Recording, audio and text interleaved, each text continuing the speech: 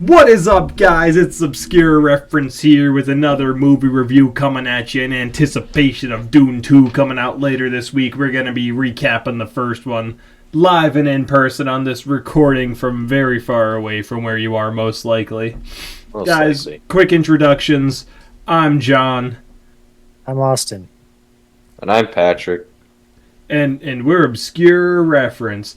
Anyway, so Patrick's probably the oldest fan of Dune here. He knew about what it was before I did. I remember Patrick told me this movie was good, so I decided to check it out a year or two ago. Loved it.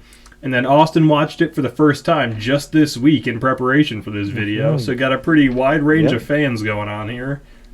Patrick, why don't you kick it off? Like, you probably know the most terminology. Boy, I could school you on Shai Hulud and Chris Snipes and Lasan Al Gaib. I got there. Alright. Give a little bit of context, alright? Oh, here you go. When John says I'm a Dune fan, he means it, because I've read the first two books. Just look at how much damage is on this bad boy, alright? Got a hardcover special edition with a really cool cover over there, alright? I've seen the David Lynch movie. It's really weird. List.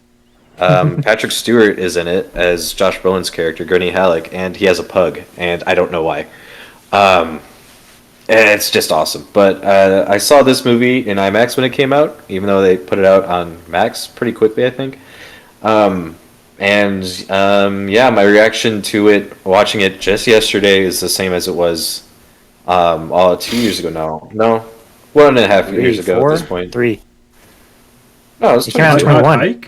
It was 21. Oh my god, I feel old.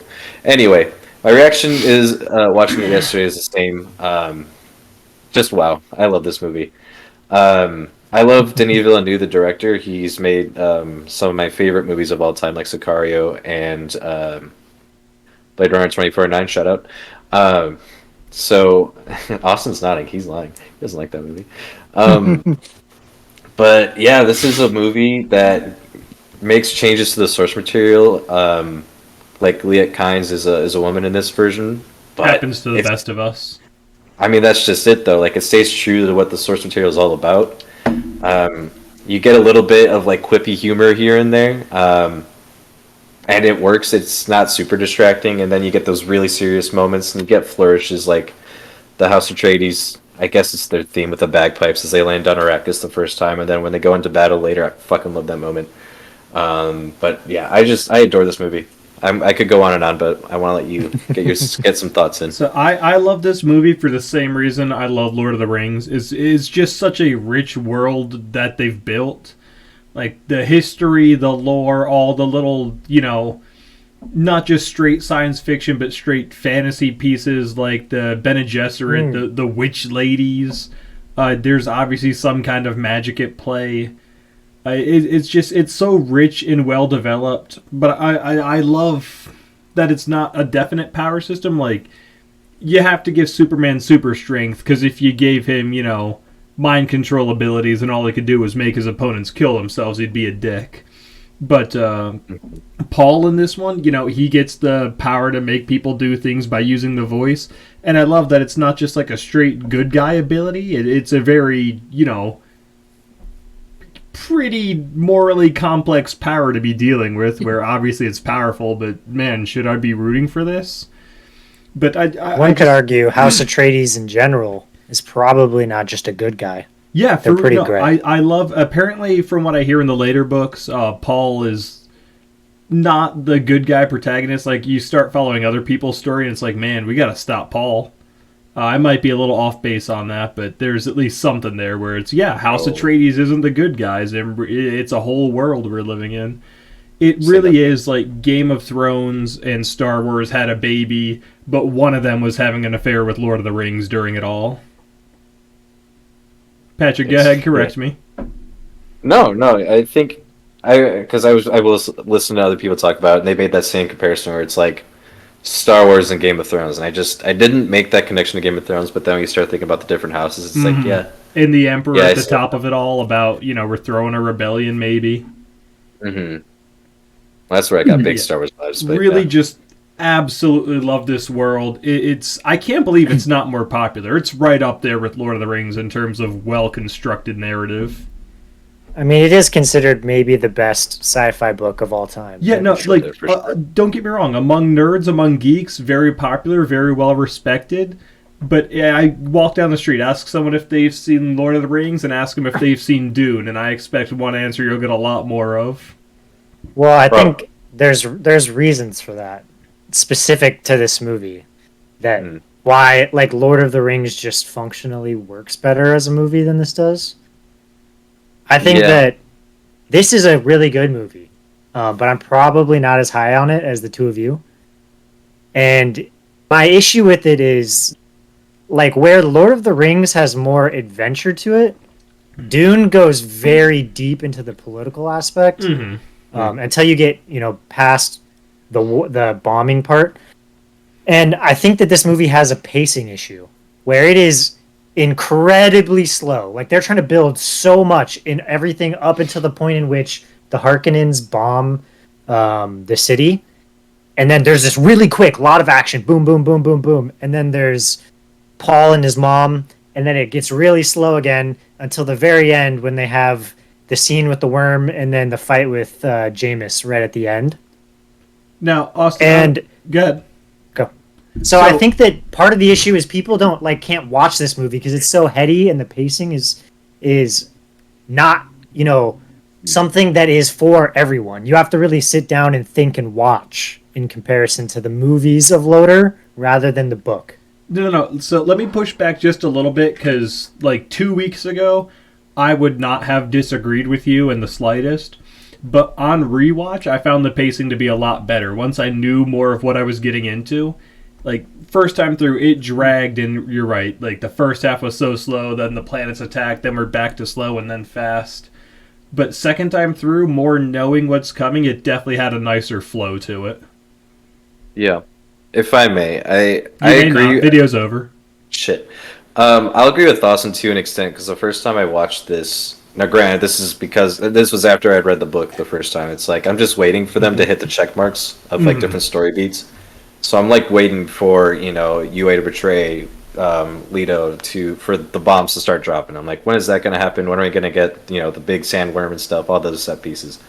So, but then watching it again, it's like, no, this is actually pretty well paced. It is slow for sure, and it's not for everyone, but you do need that to fully enrich in the world. And I will push back a little bit on it being a little too heady for the average viewer. I think they explain things maybe a little too much sometimes. Like you have... That's the issue. Yeah. It's not that there's too much. Like, there's a lot that you would have to learn, right? Same thing with any sci-fi world. Mm-hmm. It's just the way that they give it to you in this is like 75% of it is before the bombing. And it's like basically that entire... like whatever that is, hour of the movie, hour and a half of the movie is just like, I'm going to throw as much information as I think I can at you. You're going to learn a bunch of characters. You're going to learn about Premonition. You're going to learn about the Bene Gesserit. You're going to learn about the different races. And all of that comes boom, boom, boom. Like, what is Arrakis? All of this stuff. Yeah. And so you really have to like be in the mindset for that, which I knew going in because that was kind of the thing with this movie. Like when the first one came out, everyone's like, and all of this stands. It's a beautifully shot movie. Denis Villeneuve is an incredible director. This is like basically the best performance across the board for most of these people. Yeah. I'm not the biggest Timothée Chalamet fan, and I think this is probably his best performance I've seen of him. So like so many great things, sound design, like so many great things. It's just the issue is it feels like part of a movie because they were like, I have to teach you so many things. And then they're like, all right, all of the cool stuff's going to happen in Dune Part 2. No, they really did just tee up the second movie with the first movie. And that's essentially how the book plays out. But I also do like there's some bits that they do explain to you pretty like they not beat you on the head with it, but they give you like a light tap where you get that training with Gurney Halleck at the beginning where he's teaching him about shields, and it's like, well, Paul already probably knows how the personal shields work. But then you see that come back into play later when you know that normal attacks aren't going to hit him. So, but you have the hunter. Well, I'm not done. I am. But you get the hunter killer like go slowly through the back of Leto's shield, and then you see later with Duncan Idaho like, and it's really good visual language because it's like blue and it bounces off normally, but it's red when it actually goes in and kills someone. So it's like little touches like that make it a little bit more approachable for your average viewer. So For I hate the shields. I hate them so It's bad. much. Like I love. It's hard to look at. One sec. I love the concept of Oh. the shields. I love this bullets can't strike them, so it's all hand to hand combat. Unless you just go slow enough and then hit the guy in the throat, or you go with the blunt side, so blunt force trauma still works. But then every time there's a projectile moving through the air, for instance, those needles, that penetrates the shield, how many people die in the hand-to-hand combat anyway? These shields are fucking worthless. They don't do anything. They didn't save anyone even once. You watch them get destroyed on the regular. I hate It's a the plot shields. device, though. It's a plot device, and it makes an He- excuse for them when to use he hand-to-hand made the- combat, Yeah, but that's they're what it ineffective, is. and there's no way every army across the galaxy uses these shields, and no one has developed a better shield or a way around that current shield. Like, Now, I don't know if they're they just explained in the ineffective. movie. I forget if they did. But do you know what happens when you shoot him with the laser? The las gun? no, I don't think they covered that actually. Nuclear explosion.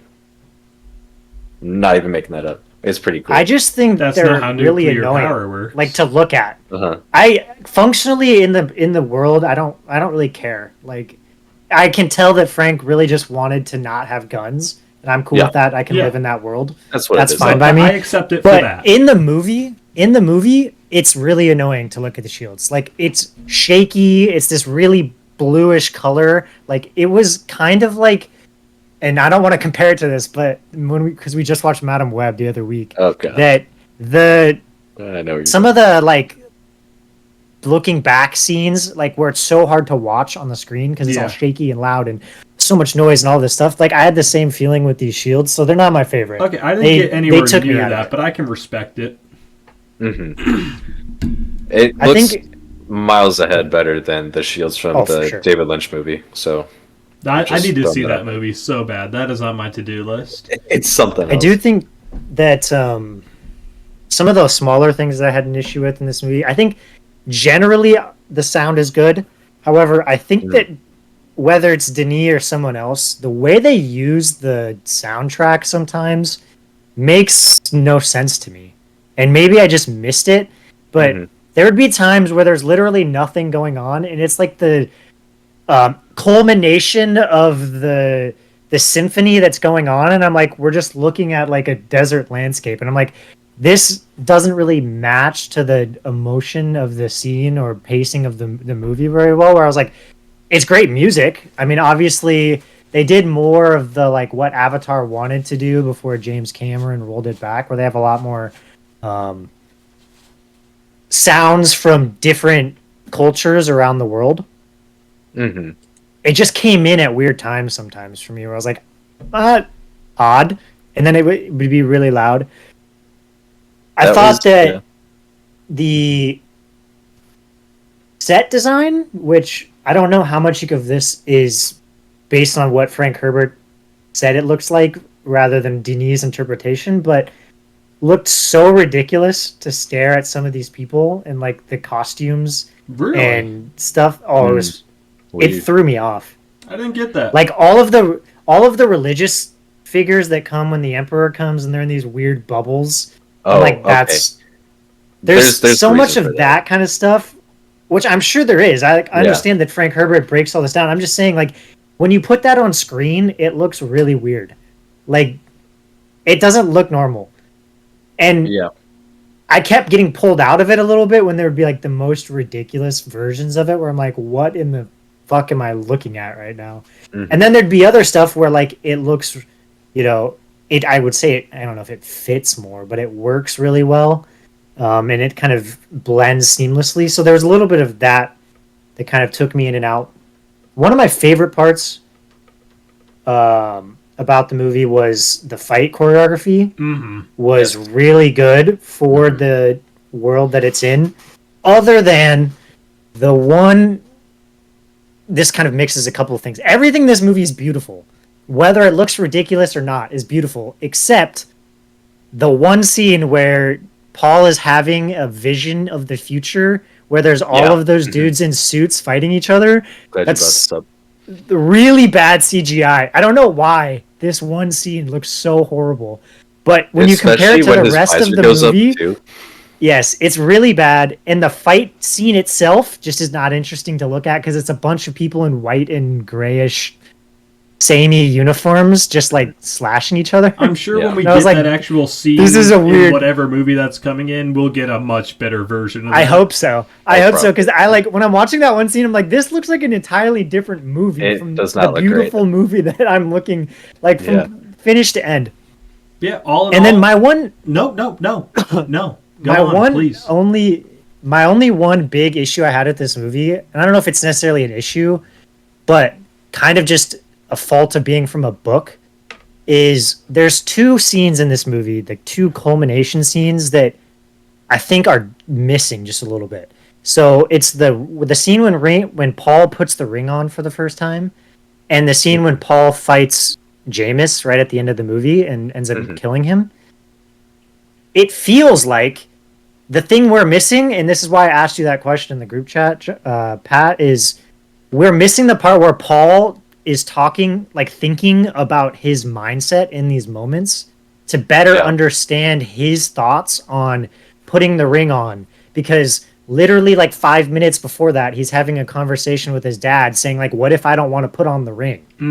And we don't have the part where we get his thoughts of like, what's changed. Obviously we know his dad dies, right? We know they go to war and all of that kind of stuff, but we don't really understand. Whereas like, I'm sure in the book, you've got pages about, Paul thinking about these things, whether directly in that moment or spread out, which would have give more understanding to where he's at emotionally. Because Paul can be kind of a flat character at points in terms of his emotion. And then the same thing, we get all of these scenes, like, are all of this stuff when he's fighting Jameis, where his mom is like, he's never killed anyone before.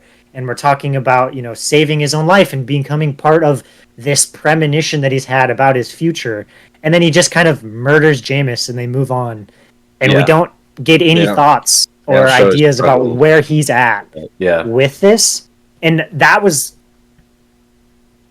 kind of glaring to me. And it's an issue that you have with turning books into movies. Like, it is. You can't get their thoughts, or at least I've never seen it done in a way that works. But it made me feel like I didn't fully understand Paul's mindset in these major moments. Yeah. And that's one of the things you lose when you make a book, especially like Dune, into a movie is, you have those thoughts. It is third person omniscience. So you're getting people's thought processes, and you have, whole chapters dedicated to UA and why, how he's able to go against the programming with his, being a doctor, and how he's able to actually hurt people like he did. There's a whole bunch of interesting aspects, and one part of that is you lose Paul's thought process, so you don't see his transformation to who he becomes at the end of this movie, or how his premonitions might lead him down one path, but instead lead him to the path that he's on now. So you do lose a lot of that in making this a movie, but there's only so much you can do. I think they did a good job. And ultimately, I still think it's a really good movie. It's just got some minor stuff that I'm like, doesn't make it a 10 out of 10 like best movie of all time. Yeah, I'll give this movie solid 9 out of 10. The only part I didn't like, and this isn't even a knock against the movie itself, I hate Jessica so much. I cannot stand her. Very well acted. She's not exactly, but kind of like Joffrey. It's a good character, but I think she's just such a spineless worm.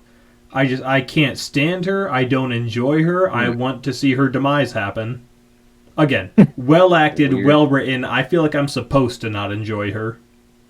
I think it's a weird take. I don't know. Jessica's one of my favorite characters in the book. That's Paul's mom.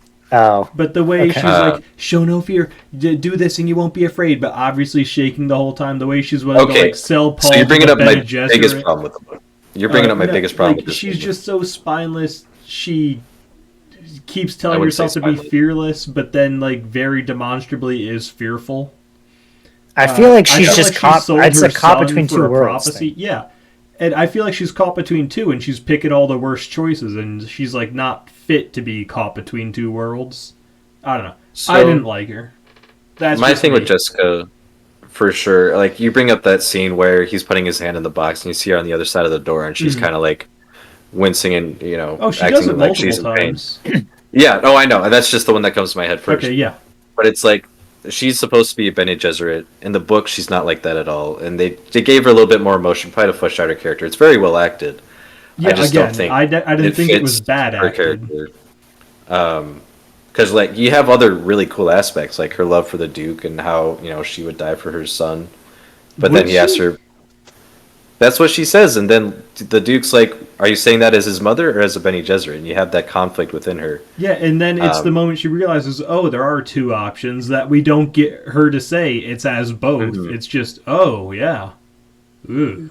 So, yeah, I don't love her showing fear. I mean, I think the first time she does it serves a good purpose in that we get that mantra of "I must not fear, fear is the mind killer." Yeah, no. That whole thing that's yeah. iconic.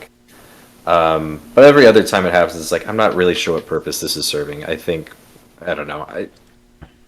Yeah, that's all. That's all I really have to say. It's a I big guess one. I don't know what her character is like in the book, but I think that it builds a conversation. Her character is like a way to talk about Paul as a person versus Paul as a prophecy, Mm, and mhm. determine think about, because again we don't have Paul's own thoughts of how much of this is just Paul versus the culmination of all of these bloodlines into the one person who's supposed to save everyone. Kind of same thing similar to Ender in Ender's Game of after he becomes the ruler, he's like, I don't, how much of this was me and how much of this was bred into me to do one very specific thing, Mm-hmm. and the Right. conflict in about of that. So I it's did kind of love like a his way to scene where discuss he it. just breaks down and starts yelling, like, get away from me, you made me a freak. Yeah, Oh, that was the best scene in the movie, debatably. it's a good scene. It's Okay. really well acted. So, 10 out of 10, I'm hyped for Dune 2. Cannot wait. I am so glad it's this week. It's happening. Now, I just want to get one more note out. Okay. I gotta give a shout out to the music because I think the mixing on my TV is off a little bit because the dialogue was quiet, so I turned it up and then the music was super loud. But I wasn't even mad. I might have disturbed my neighbors, but when the Bene Gesserit come off their ship on Caladan and you just hear that eerie, ethereal music playing, and it's like this singing and this choir chanting. I'm like, oh, I'm getting chills right now. There's a lot of good musical beats throughout this movie. I think Hans Zimmer really went off on this one. I want to give one more shout to Zendaya. She got a lot of promotion for this movie, and she's in it for 5 minutes. I love that. That's, yeah, Love that accurate. And her introduction to Paul. Yeah. Anyway, sorry. Yeah, no, I don't know about you guys. Super freaking excited for Dune 2. Going opening night. We'll be ready to review day after. I'm really excited to see y'all's reaction to some of the weird shit that happens. Oh boy, I didn't know it gets weird. Guys, that's going to do it for us this time. You want to see our Dune 2 review, stay tuned to the channel by hitting that subscribe button, turn on the notification below. Don't forget to like and comment on the video. And break.